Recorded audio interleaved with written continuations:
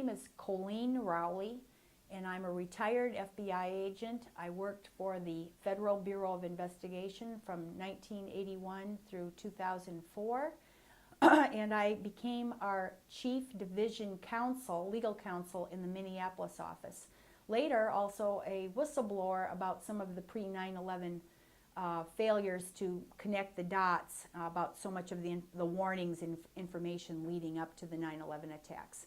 So I've been retired since 2004, and now I write about human rights, but also a lot about the civil rights problem in the United States, the rule of law being subverted, and I write about peace and war. I'm an anti-war activist. I do a lot of demonstrating and certainly activism, and otherwise I'm just a grandmother. I don't have an actual salaried job right now. I'm retired. So we'll come back to the whistleblower thing, but putting the context straight, what was your inspiration, motivation to start working on these things, peace, human rights? It was unfortunately 9/11, and I wouldn't say inspiration as much as I saw a critical change in all of the government operations from the time I worked in the inside, from 1981, which was right after the Church Committee in the United States. So right after the Vietnam War ended, and they had this full airing of the COINTELPRO and the spying on Americans and the various things that had happened during Vietnam, I started my job in the FBI. So it was kind of in the lull period between these two major wars. Well, when 9/11 happens, you see all of the structures that have come into place. For instance, the Attorney General Guidelines. The Attorney General Guidelines were a response to the Vietnam era COINTELPRO.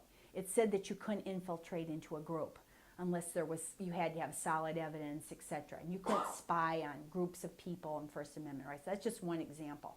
That almost very quickly, within weeks, was erased. There was no more AG guidelines. They were greatly altered. Eventually, they were completely erased. But within weeks, the Attorney General said, we're not going to have to follow the strictest portions of the Attorney General Guidelines.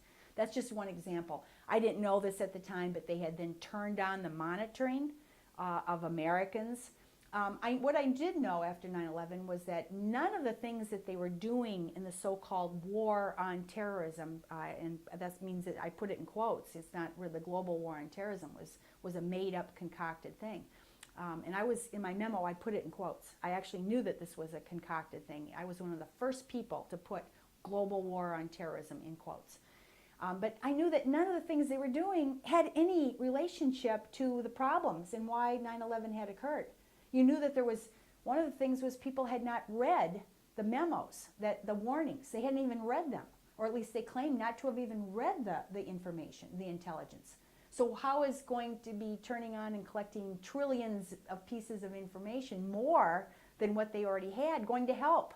When actually the problem was the fact that these leaders claimed that they didn't even read those memos.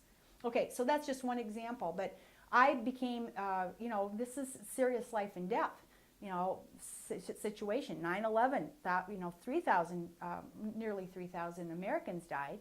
And then we launch onto these wars where actually hundreds of thousands of people around the world are dying. U.S. military is dying. So it's very important.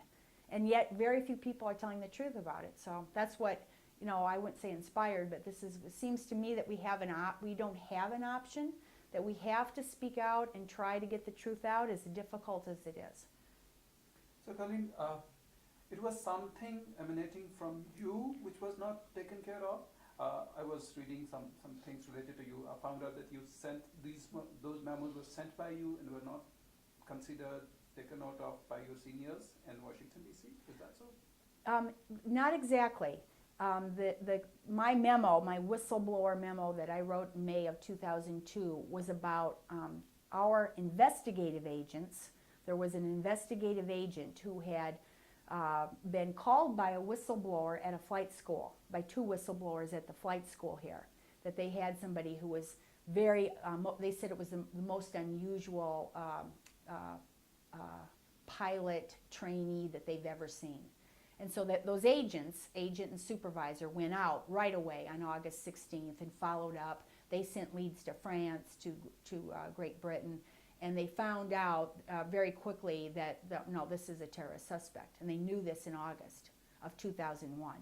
It wasn't me, I was our legal counsel. And so they even identified the statute, the law that was being violated, which was aircraft, taking over of an aircraft and whatever. So they even put that in their declaration. It was very specific.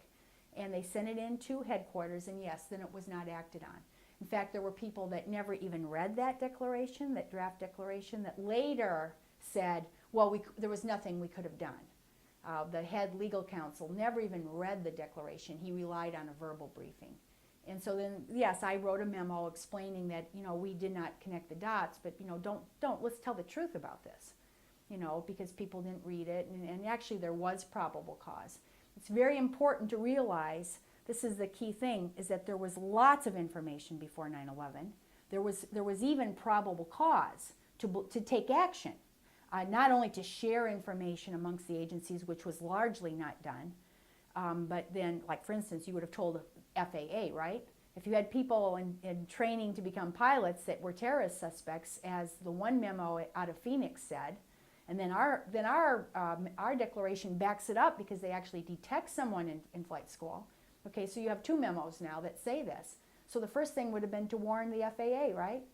Well, that even was watered down. There was a very, very lukewarm warning that went out to FAA. So they didn't share the information between agencies. They stopped information going up to the top where it could have been acted on. And in the case of the Moussaoui case, it did go to the top. It went right up to George Tenet. He was the head of the whole intelligence community. And when the 9/11 Commission asked him, why didn't you take any action, he just shrugs.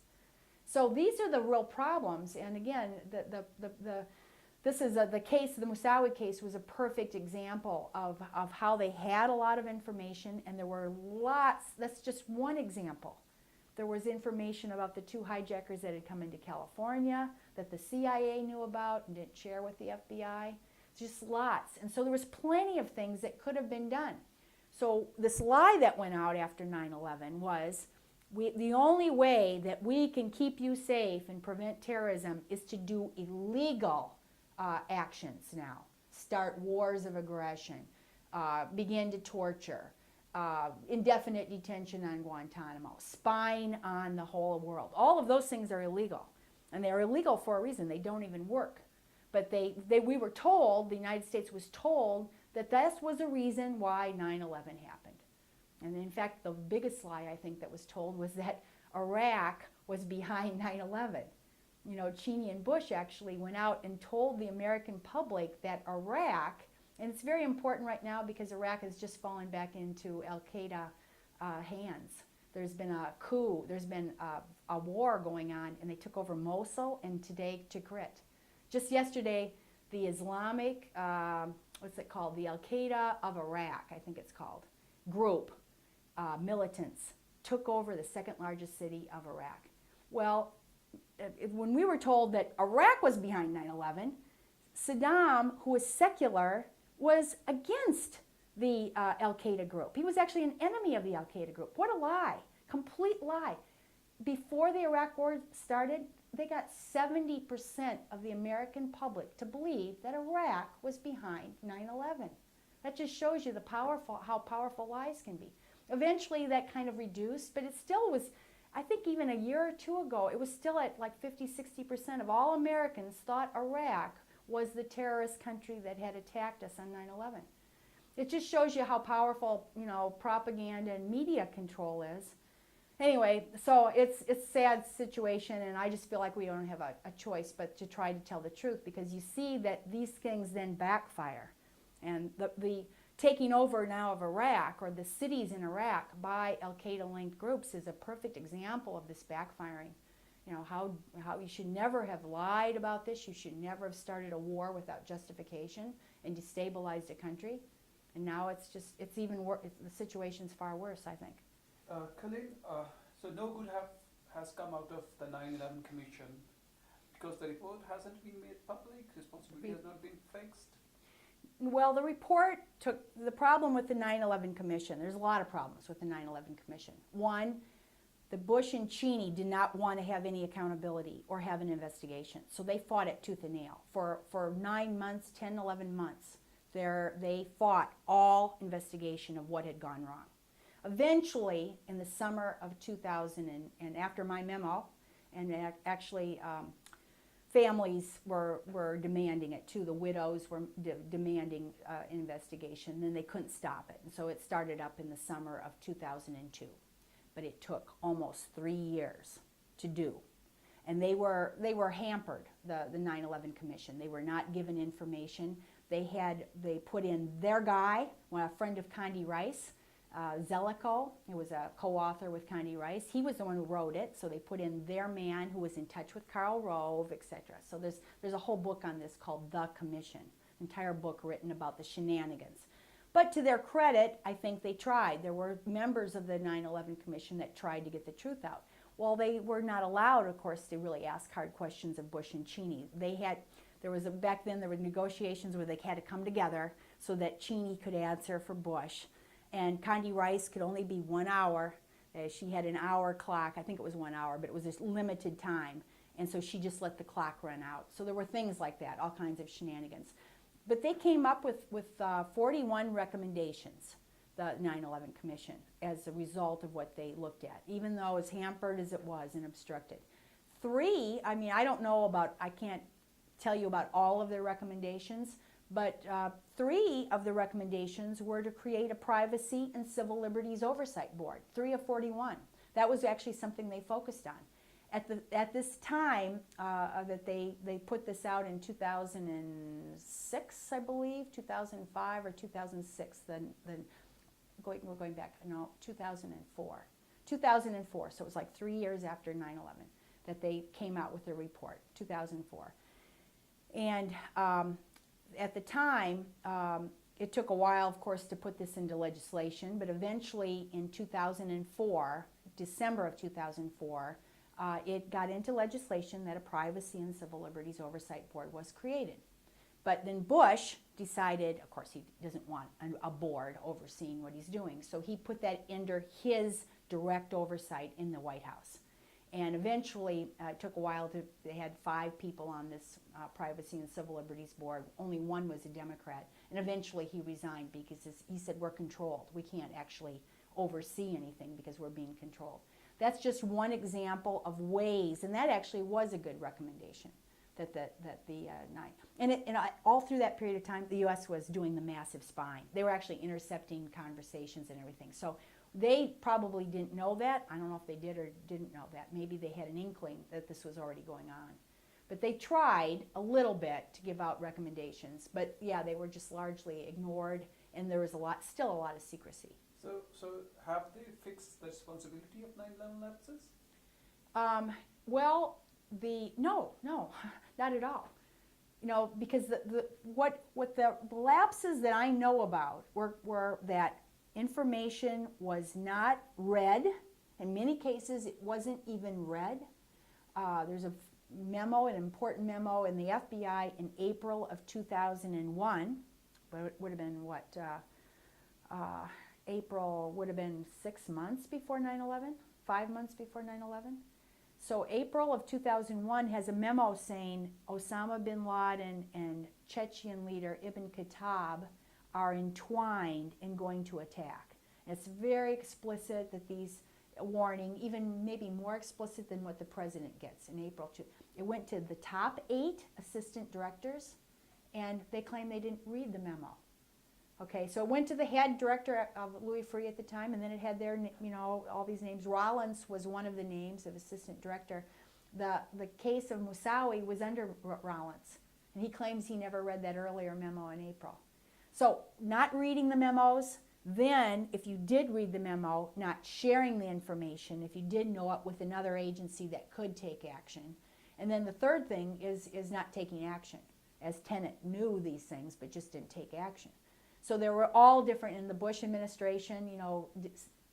For instance, Ashcroft, who was the Attorney General, he made terrorism his lowest priority in August of 2001. He made international terrorism his lowest priority in August of 2001, and he made violent street crime in the United States the top priority.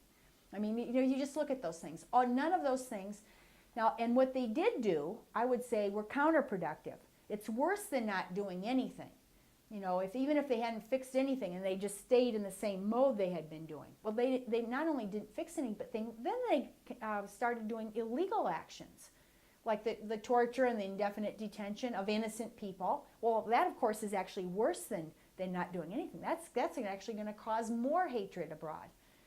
First thing the FBI did was they rounded up about 1,000 people. They were just immigrants in New York City. Innocent people from different parts of the Middle East, and they mostly were not citizens, they were immigrants, and they put them in jail for like 9 months to a year. Some of them were beat up. Not one of them was a terrorist. They were all innocent. They were just in the wrong place. Some of them pulled cameras out in New York City, and they got grabbed because somebody saw them filming or something. Well, they were tourists. Some of them were tourists. So you can imagine how bad that is, you know, just to be in the wrong place at the wrong time and then be put. But as bad as that was, then you had Guantanamo starting up about the same time.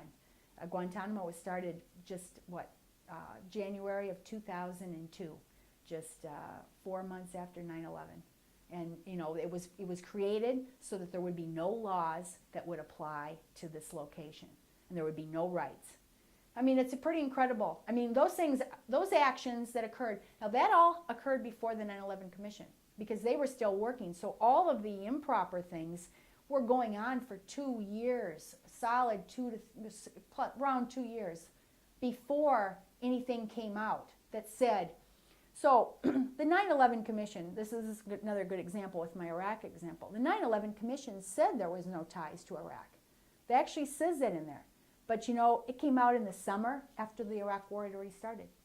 So it's way too late. It's just timing. They come out and they say, hey, if they had come out, if there had been something that had said Saddam has no ties to the 9/11 Al-Qaeda terrorists, if they had said that maybe before the Iraq War, maybe it would have had some benefit.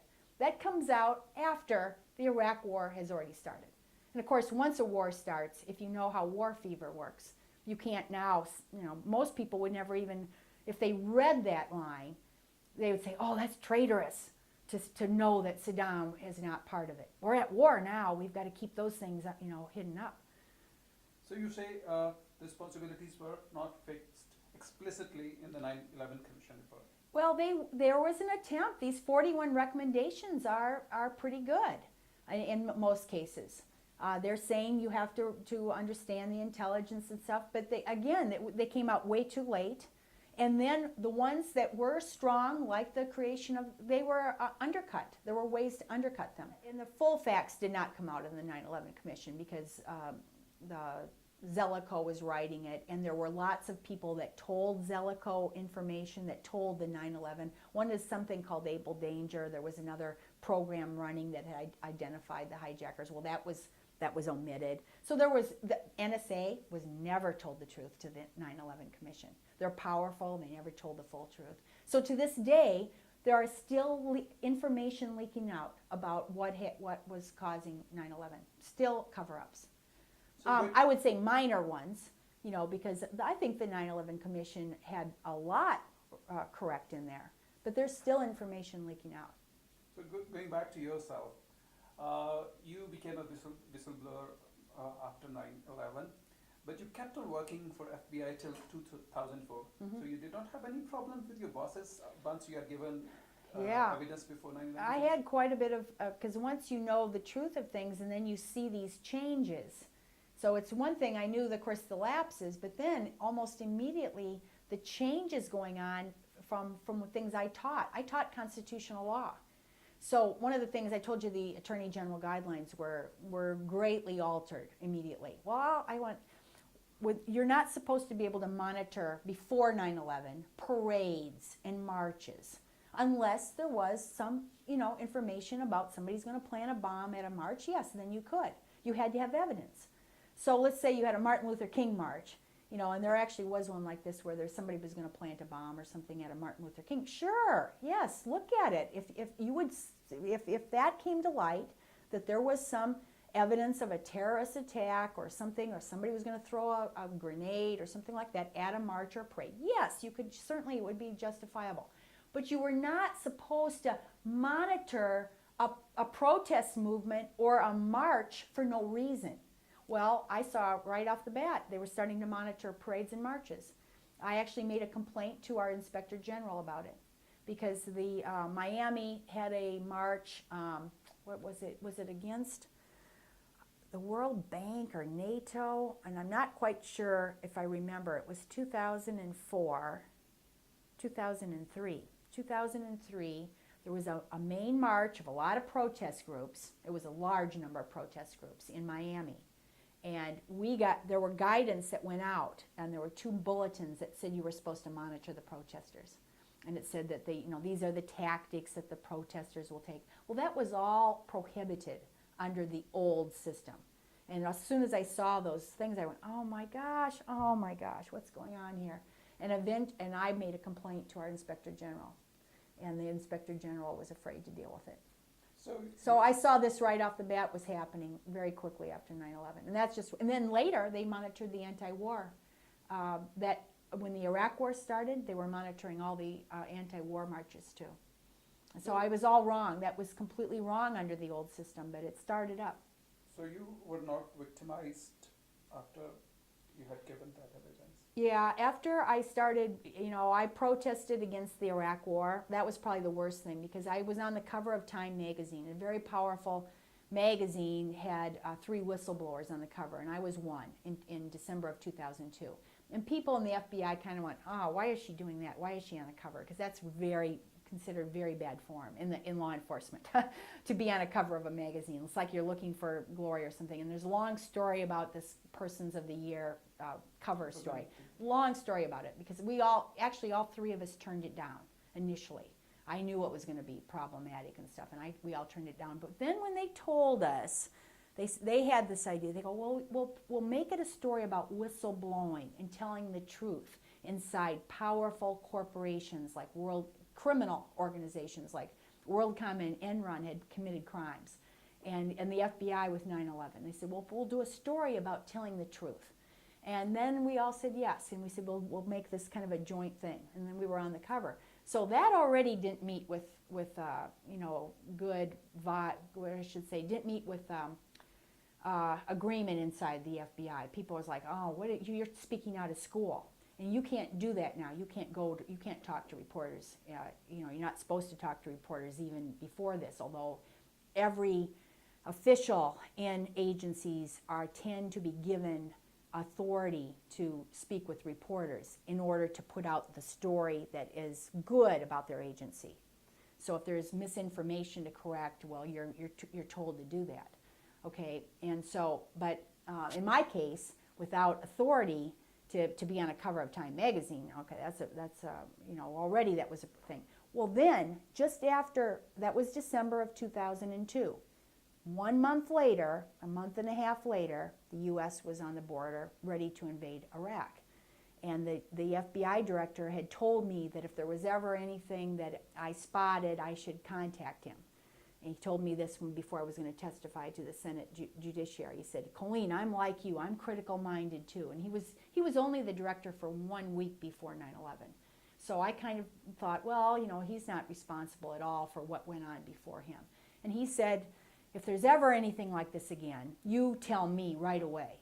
Okay, so in February of 2003, I wrote him a memo about the Iraq War going to be counterproductive. And I know that Mueller knew that there were lies that involved, that Cheney was lying about Iraqi intelligence meeting Mohammed Atta in Prague. That was a complete lie. The FBI had a receipt that showed that Atta was in the United States at the same time. And Mueller should have gone public with that. He should have been a whistleblower. So should have George Tenet. They all knew that these were lies, that they should have been whistleblowers. And so I wrote this memo, and he didn't even respond. So it went to him on February 26th. Then I actually went to the New York Times, and that memo I wrote became a front page story in March 7th of 2003. And after that, my career was really over at that point, and I just had to try to make it to retirement. Because I had spoken out against the Iraq War. I mean, you can't do that. That's impossible to do. great work done. Well, you have, I mean, in some ways, I think that if you don't try, you lose your own ability in your own, again, you can say it's going to be futile. You know, my husband said, oh, you're stupid, you're just going to be doing this for no reason because you can't change things. Nobody thinks that they can change things, so it's like futile to try. It's true. Realistically, it is pretty hard to change. You know, when a Bush administration and the whole country says they're going to go to war, I mean, the chance of writing a memo and even if you get an article in a paper or whatever, the chance of changing anything is very minimal. On the other hand, if you personally don't try yourself, then you're never going to be able, I think, to try again. It's like you've said to yourself, I'm a nobody. I can never do this. I would never have been able to become a Huffington Post blogger. I wouldn't even have my own self-respect enough to write torture is wrong or whatever if I had not tried on the Iraq War. Because I would have been a sellout right then and now. I wouldn't have said, well, I sold out before, I'll sell out again, I'll sell out again. So anyways, that's the argument for trying. And the argument for not trying is that you keep your family and your resources and your finances and your liberty. In some cases, you know, people who try, like Solzhenitsyn and whatever, they end up in prison forever. So there's two sides to this, and the whistleblowing became harder and harder and harder as time went on. I actually had it pretty easy. My first memo, I didn't get fired. 4 senators wrote, it was Senator Leahy, Grassley, the heads of the judiciary at the time, and our Minnesota Senator Wellstone, and Dayton was the senator. 4 senators wrote to Ashcroft and to Mueller saying Coleen Rowley should not be fired. And then Time Magazine, New York Times, all were, you know, supporting whistleblowing and backing me, essentially. I was on the cover of Time in June of 2002. That's what it took at that time not to be retaliated against and not to be fired. But I was one of the last people who haven't been, and that because of that kind of situation. Since then, people like Snowden has a lot of support from the news, but guess what? He's not being, he's not even given an amnesty deal. If they can catch him, they'll put him in prison for the rest of his life. So it doesn't even matter now, even your support by news, even your support by other people in the government wouldn't help. You know, if it's just gotten, I think, over 12 years, it's just gotten worse and worse and worse and worse. We also saw, we knew that you were one of the women of the year, and on the magazine cover. We also noticed that you have fought elections as well. You didn't do very well then, but do you have any intentions to go for elections anytime in future? Well, I was naive because I didn't understand. I did understand on one level about the role of this big money corruption. To have a congressional seat, and I was told when I was running that I had to have a minimum of $2 million. And you can raise that money. You can't raise that money from ordinary people. So what you have to have is a Sheldon Adelson.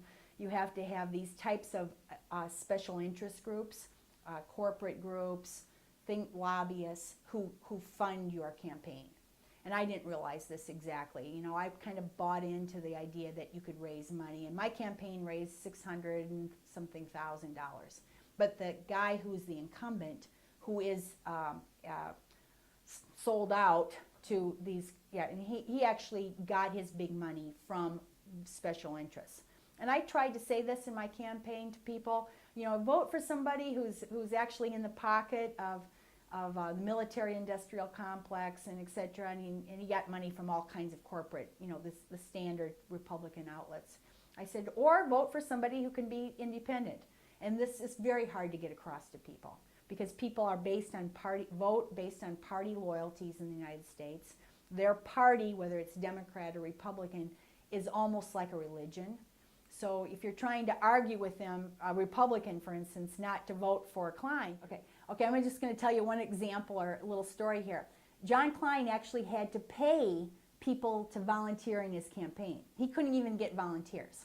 So to march in a parade with him, he paid people to do that. And he paid people to stand on corners, because he didn't have real volunteers. But he had a lot of money to pay people.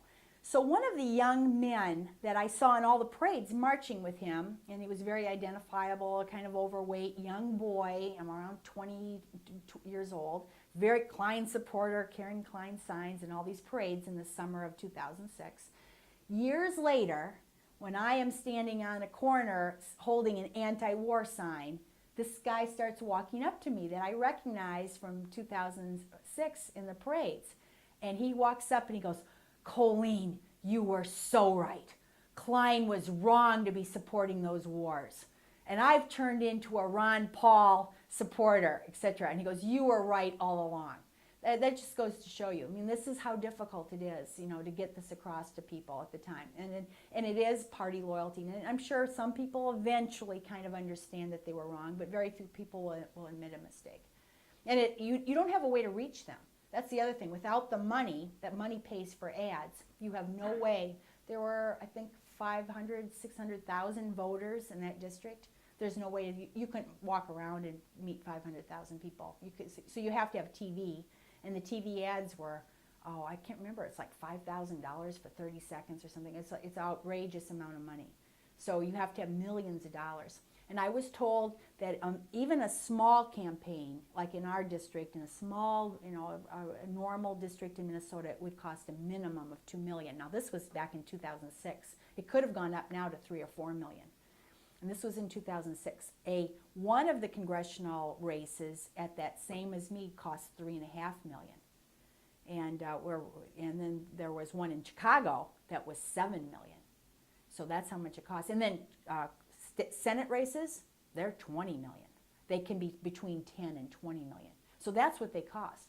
And there's no way to raise the money. So when you say, will you run again? Without money, it's impossible. Without the big money, I told people if I won the lottery, if I was to win the lottery or something, sure, I would do it right away. And then I would spend my own money and I would be fine. But that's the only way it's possible to do. Coleen, I see a no drone sign on your sweater. Mm-hmm. Can you elaborate a little more? Well, I've joined a lot of different anti-war groups and, again, civil liberties groups, one of which is an anti-torture group. I was just at the meeting. Another group is an anti-drone committee meeting of the Women Against Military Madness. And I've written, I don't know how many op-eds. I've gotten at least 3, 4, 5 op-eds published in major papers, at least in Minnesota. There's a place where they're training in drones up in Camp Ripley right now. They're training on the surveillance drones here. And now our university is funding research for creating better drones. I attended a conference, it was called the Warfare Symposium the year before you were here, the year before you came. The law school, where we're at now, the University of Minnesota Law School, whose dean seems to me very pro-war, held something called the Warfare Symposium. And it was an all day long with different experts and professors speaking about different aspects of war. And it began with a drone thing. And I and another former military guy sat in the front row raising our hand the entire time, questioning these professors who all supported. They said there's nothing wrong with bombing using drones. It's good. It's just like an automated vacuum cleaner. So we're not against technology. So their drone segment was not about the good or bad of drones, the good arguments or the bad arguments, although those came in. It was whether drones should be fully automated. All three agreed that drones should be fully automated. One was John Radson at the William Mitchell, who was a former assistant CIA legal counsel. And one was the author, one of the authors of the drone memos. So, I mean, it was very skewed. And so that's what we do. We try to speak, write, demonstrate. It's hard, it's difficult, because in the United States, as you probably recognize, there's a high, people believe it's good. They believe that it is more humanitarian than carpet bombing, which is true as far as it goes. It is more humanitarian, it's more surgical. But Who made that debate? It's carpet bombing or drone assassination. You know, that's a false. That's what they call a utilitarian straw man. You're setting up. It's very similar to do we want to all perish in a bomb in New York, or do we want to torture somebody to find the bomb in New York? So if you set up a debate based on a false utilitarian premise that we have to torture to save lives, we have to use drone assassination so that we don't carpet bomb. Okay, that's what they do. So it's a little ploy of debating, and the United States has fallen for it big time. So unfortunately, it's very difficult to try to make sense to people here because everybody, and now the technology is making people money. I got 2 op-eds published in the New York Times. I should say letters, they weren't op-eds, but I got significant letters against drone bombing and against torture. But I haven't written for a little while. But you mentioned women against military madness. Do you not think against something is second best thing?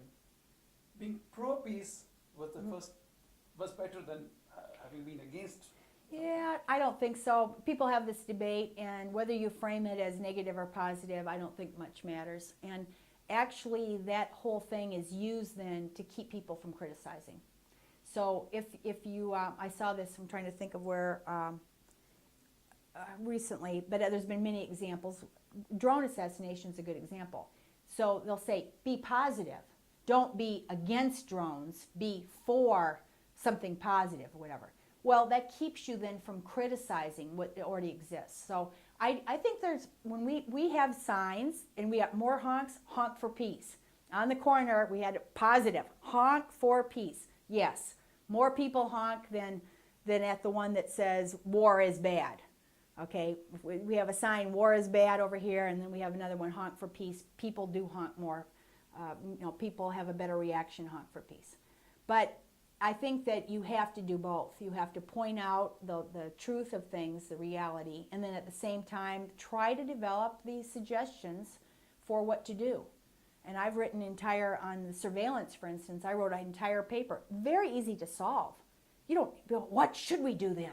Well, if we can't, get all this information to find the terrorists, then what should we do? There's a whole bunch of things that should be done. The old AG guidelines actually worked. Oh, if you can't torture, how are you going to save lives? Well, if torture doesn't work, all you're doing is creating more threats against yourself. So this whole idea is you have to have the suggestions of what to do. You should be able to investigate with evidence. I mean, if you have a terror plot going on, yes, if you have some evidence and some level of justification, yes, you should be able to investigate. No one ever said you shouldn't be. What we're against is investigating everyone, innocent people, detaining innocent people, torturing innocent people with no justification whatsoever. And again, between the two of them, people get real confused. Because yes, you should be able to detain somebody who's a serial killer. If they've been proven guilty in a court of law of killing people, yes, they should be detained, and maybe detained indefinitely. Okay, I don't have any problem with graduating your actions according to the amount of evidence. But the 9/11 stuff is after 9/11. They proceeded without any evidence, and it was all on innocent people. And this drone assassination is killing a lot of innocent people too. Maybe it's only 20% or 30%, but they're also creating more problems because there's no judicial due process involved. It's just secret proceedings saying you're on a list and we identified you with metadata and you're on this list. Well, nobody can review it. And so it's fraught with error. Now to some closing questions. We see so many individuals and organizations working on the theme of peace. Only yesterday I attended a MAP meeting which claims to be an umbrella organization of more than 70 individuals and organizations. And then there is whole of United States. But we do not see any meaningful impact being made by these individuals and groups on overall US policies. So where is the disconnect? And the Minnesota Alliance of Peacemakers, which has, I think, 75 groups now, is mostly on the political sphere. It's mostly on the left, which means it's mostly Democrat Party. A lot of them are Democratic Party insiders. Okay, there are other more libertarian anti-war groups on the right. Ron Paul group, there's a whole bunch. You know, even Grover Norquist, who's considered on the right, came out now and is basically a lot of problems with wars. So we have groups on the right and groups on the left. Well, our system wants to divide to keep people from having this consensus. Because if they have a consensus, it's pretty large. 65% or so of Americans are against war. But they are on the right and they're on the left and everything in between. And so if the government, through propaganda, can get them to hate each other so that they can't even agree to all hate the war and all hate the violation of civil liberties and all hate the corruption of government. And, you know, those have very wide consensus. But why do we not see any action? Because everybody's split up into their groups, and the groups can't work with each other, and certainly across the political divide they can't get together. So already, like your MAP group, that's already down to 30%. Okay, because let's say, I'm just coming up with these figures, but they're largely true. Let's say you have a 65% consensus against launching the war on Syria. Okay, it was probably something like that, 60% something. But the groups on the libertarian right, that's 30%, and the groups on the left are 30%, and they will not go together. And that's actually, I've tried very hard to actually, and if you see my social media, I have libertarians on my social media, and I have people from the right. And because I say, I'm not going to talk about other issues, about education and welfare. I'm only going to talk about ending the war and this empire, this military empire, the loss of civil liberties, and returning to the rule of law and ending corruption. Other stuff, you can, abortion, gay marriage, I'm not talking about. I'm just focusing on those issues because I know that on those issues there's a strong consensus. But you can't get these groups to go to as soon as you start saying this, like, I hate the libertarian. If you were to bring up libertarian at the MAP group, you know how many people would say they hate the libertarians? Even though Michelle Bachmann actually voted or was going to vote against the bombing of Syria.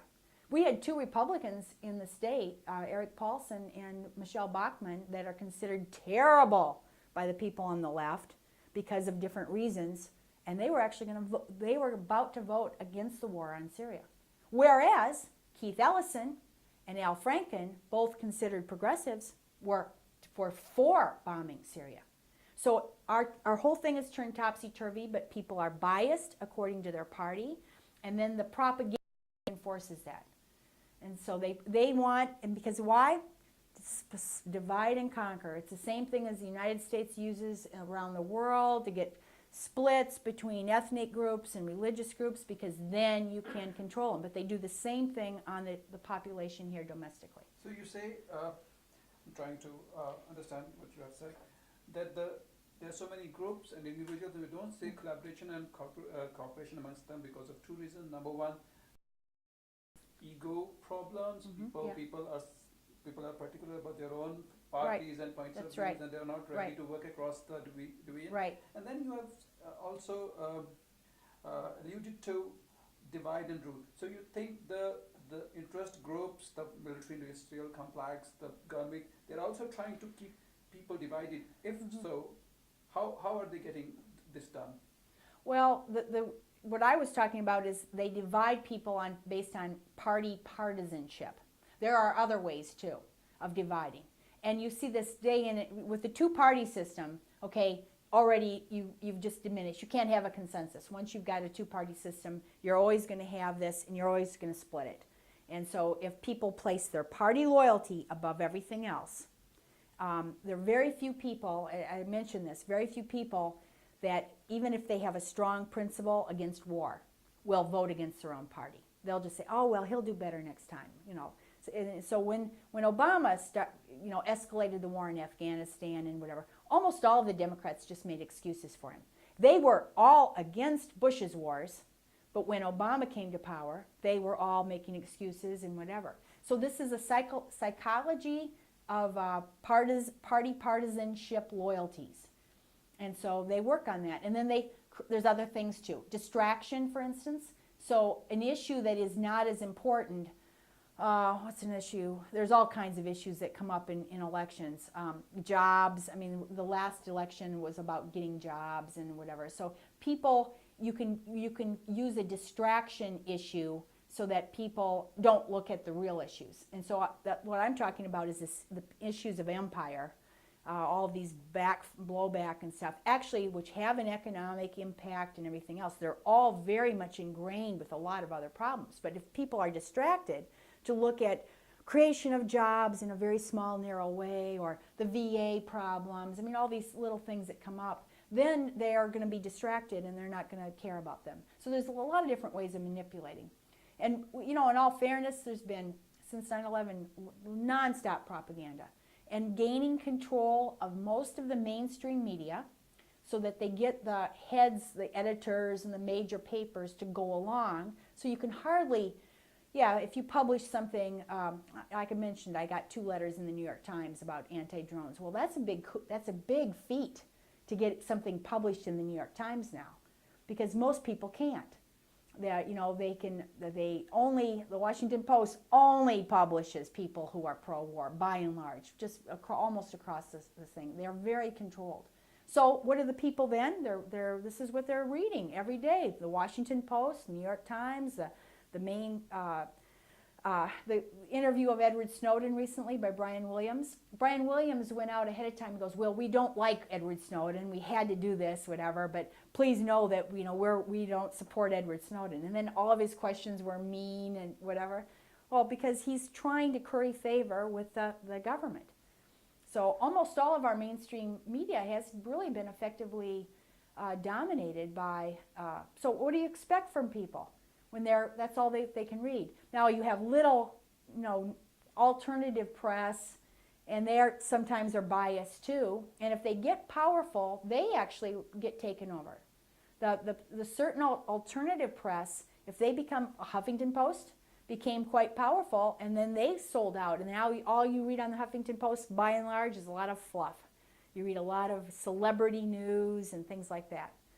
So, I mean, I think this is inherent, and it's all about money and power and control, and if you don't have those things, it's just hard. Another somewhat associated question. We see people having given their lives to peace efforts, but we have seen that they have not been able to inspire their own family member, their own children. Yeah. They're mostly standing alone doing the processions. So how come they expect to be inspiring or motivating or changing U.S. government when they have not been able to start charity begins at home and they have not been able to do something at their homes? And you have to see what they're up against. Their kids and their grandkids, which I have kids and grandkids the same way, they're all part of the environment. And again, these are powerful forces. So for them to even listen to their own family member is going to be very difficult, because they're look at what I said about the law school. So if you went to law school in the Warfare Symposium and you're spending how much money to get a law degree, are you going, if your father or mother said, oh, that's not true, drones, even the worst example, it could even be a drone operator who could have even been an insider saying, you know, I would hope you don't get involved in this. This is bad news. But if you went to this law school, which is focusing on national security law, which is a contradiction, because national security is the antithesis of law. Okay, if you went to this law school, you got your degree in national security law, are you going to listen to your father tell you that this is a bad thing and wrong? Or are you going to listen to all of your teachers and the whole environment? You see how this has happened throughout history. If you are in, I hate to use Nazi Germany, but it's such a good example. When you are in these situations where everything coming at you is pushing you in a certain direction, almost no humans will be able to go against it. There's a great book I read, which is a true story, entitled Defying Hitler. And this was a story of a young lawyer in the 20s and the 30s, and he had lived through World War I as a kid, and then he was a young lawyer. He ended up with a Jewish girlfriend in the 30s, And eventually he left right before World War II. It's called Defying Hitler, and it's by Raymond Pretzel is his pen name. It's an excellent book. You should read it. Because this guy who was against the Nazis, and he had some friends that were against the Nazis, and he thought they were insane and terrible, etc. And eventually all of his friends joined the Nazi Party, and eventually even to take the bar exam in Germany, he had to go to a military training camp for Nazis. And by the end of it, he writes this in his whole true story thing. Eventually, he was doing Heil Hitler and the whole works. He had to. And then he writes how this happens. And of course, people can't believe this. They think, oh no, this would never happen to me. But it's not true. I've known people that were in different environments, and they immediately adapt to their environment. We're made that way. We're hardwired to adapt to our environment. And so to stand up and say, this is wrong, you look at the people on torture. This is our pamphlet on anti-torture. Some of the good people at Guantanamo, even the prosecutor at Guantanamo, Colonel Morris Davis, Colonel Morris, can't remember his name, but he was a prosecutor. And there were others, I know a couple JAG people, and they realized it was bad. But the majority of people that were involved go along with it because this is where their salary is coming in, this is where their future lies. You speak out against it and you have a very uncertain future. So, there's a lot of forces about, why no one can make their own family and friends understand, because the other forces are more powerful right now. It's just simply that's the case. But the reason I ask this question is that this is an area which needs to be addressed as well. I need to highlight this. Okay, with this state of affairs, we are seeing so many people working out and not making an impact and not even inspiring their families and other things. Yeah. What do you suggest? How to go forward from this point? Where do we go from this point? There's the one thing is you hate to be negative, but don't become hopeless. There are people that over time, and it become, the U.S. is war weary. That's true. When it came to the plan to bomb Syria, there was a lot of war weariness. That didn't mean that they were out there protesting against Ellison, or I protested against Ellison. But, there were only 20 of us that protested against Ellison directly. But people, if they were polled, were not for bombing Syria because they were war weary. And they know that this debt, $18 trillion of debt, and they know a lot of things. Maybe they just know it's in the back of their heads, they know it. But they don't do anything. Okay, so the issue is how to make people be more active, like in Vietnam. And I think that the differences between the end of the Vietnam War and how that was ended and what's happening now, there's three major things.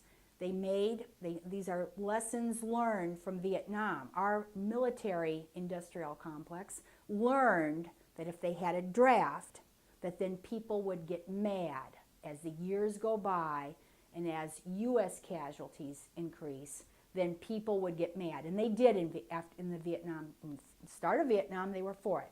And afterwards, the opposition grew because of the draft. The other thing was the debt. The costs of war. If you have to be taxed to pay the cost of war, in the U.S. it's somewhere between $50,000 to $100,000 per family would owe right now for these wars. And if that happened, we would have 99%. The wars would end overnight. If a bill came to your house that you had to pay $100,000 to have the wars whatever, they would end. If your own kids were being drafted to go fight, they would end. So what are the lessons? To keep a perpetual war on terror going on forever, take away the draft, pay the military good money so that they can't even complain. Even if they see it firsthand, they can't complain because they're being paid good salaries. And then you put the costs on a credit card so that nobody knows this. Now it's up to $18 trillion. It's going to hurt the economy. Ultimately, when the bubble bursts, it'll hurt. But don't worry about it. It's on the credit card. 15 trillion. When my campaign in 2006, it was only 10 trillion. And it had doubled, though, since 9/11. So I kept telling people, look, the debt has doubled from 5 trillion to 10 trillion. Wow, we got to be careful. It's going to keep going up. Now, 11 trillion, 12 trillion, 13. It's now up to 18 trillion. And people, oh, don't worry about it. So out of sight, out of mind. The last thing is drone assassination. So this is now almost U.S. casualty free for the moment. And so the combination of those things makes that people can't care about doing much to end it. They're war weary, but they essentially, if you don't know anybody that's dying, and you know there's no casualties on the American side even. So here's what I think you have to see. Now, for instance, the problem in Iraq where Al-Qaeda-aligned groups have taken over, this will have some impacts. So people say, oh my gosh, the world might be getting more dangerous. We've been told we're making it safe, or we've been told we're making everything safe for people. Now it might be becoming more dangerous. So these things might cause people to think. And eventually, if the draft, if they have to, if the U.S. military does need to invade, they're talking about, you know, constantly threatening to invade China and Russia and mass troops around Russia now and stuff. So if they actually needed to have this happen, they would have to call for a draft. And then then people would say, I'm not going to do that. I just wanted a free war that didn't involve me. So these are smart people that you're dealing with, you know, that actually learned from Vietnam. This is what ended Vietnam was eventually. What is your suggestion? So what to do now? Well, the only thing I think that we can do inside is continue to write and speak. We have to, you know, again, people, even our little bit of writing and speaking, like if you're a whistleblower like Snowden, is pretty powerful. Because Snowden's message is that it isn't just the foreign people, Yemenis, Pakistanis, Afghans, they're not the only ones being hurt. It is also the United States people that are being hurt by the massive spying. That was the major thing here. And when Americans say, I'm being spied on, it changes everything. I thought we were only spying on the Germans and the, you know, whatever. If you're only spying on other people, people can be for it. But when it's on you, then people, why would they be spying on me? I'm just a little nobody. Today, one of my colleagues, Ray McGovern, wrote an article about how the NSA's collection is being used now to go after domestic criminals. So anything that you know, drug deals and things like that, they're getting the tip-off from the NSA. And then they're covering it up. And then they're doing regular police work to cover up. They call it parallel. So his article is being written to tell Americans, why should you care about the spying? Because yes, they're actually using this now to go after you. So that's one of the things we should be doing. We should be trying to explain to Americans why this hurts them. I have a theory that all unethical and illegal actions are actually also counterproductive. It's only because people believe that it works, that they believe that you can subvert the laws and that it somehow works and is helping them, then they say, oh, I don't care about the laws. I want to be safe. I want to. But if they realize that it's actually hurting them, then they will be against it. And slowly, little by little, I think people are kind of understanding that. But like, for instance, even in the law school, you could not get very many people to understand that this drone assassination is not a great thing. But eventually, here's my argument. This was my New York Times letter. I think Iran might have captured our drone at that point or something, but I said, countries are all developing their own drones. And so at this point, what have we done? We've just lost the rule of law. We've told every country in the world that since the United States said the whole world was a global battlefield, any other country can do this now. And they can say that the United States is the global battlefield. When we wrote our anti-torture in the inside, look at the reasons why not to torture. It just doesn't end with it's unethical, it's illegal. No, we have a lot of reasons in here why it hurts. Would you like to record any message for people in general, youth in particular? I would just tell the youth that they should all try to. I've said this I've given commencement speeches and stuff, and I always say, you should try to go to your highest level, whether that means joining a federal agency or working in a government or a corporation. Do that, but keep your eyes open, okay? Because all groups, even the Catholic priesthood, it doesn't, even NGOs, even human rights groups, all can easily become corrupted. And so as you go up the hierarchy, you're going to see these things. And there does come a time when you have to speak out and or just leave. My fellow Time Person of the Year was Sharon Watkins. She had been in 3 different corporations that all had committed illegal acts. Before Enron, she had been in 2 others. And one was Arthur Anderson, I believe. And she just said, you know what? When you're in an organization and this happens, just leave. Why would people stay in a job like that? Leave, resign, and if possible, resign. Like there were 3 people that resigned the State Department before the Iraq War, but they didn't just resign. They wrote why they were resigning. And so I believe everyone should do their best and should go into organizations and into groups, but be aware that everything, power corrupts, and be aware that any group can commit wrongful acts. And unethical and illegal acts are also going to be terribly problematic. They do not help. They do not work. It may be some time. They're short-sighted. Violating ethics and law is short-sighted. Might work it's just like Pandora. She opens the box. Short-sighted because the blowback that comes back and everything else and this imperialistic, militaristic thing. There's a reason why all throughout time people have said war is bad and wrong.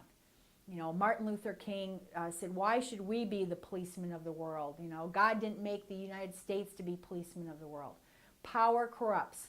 These are like well-known things. And for a while, it's just like people forgot about this. But they're going to have these very bad consequences. And if not on us, on our children, on our grandchildren. So anyways, that's what I should tell people is just have integrity, and integrity is a lot more than loyalty. Loyalty is actually a vice at a certain point. Loyalty is a virtue, but then it changes into a vice. And you have to have integrity to tell the truth about things. If you get caught up in one of these bad systems or these corrupted systems, as I think right now the United States is caught up in this militarism, this out-of-control militarism. Thank you, Coleen, for your time.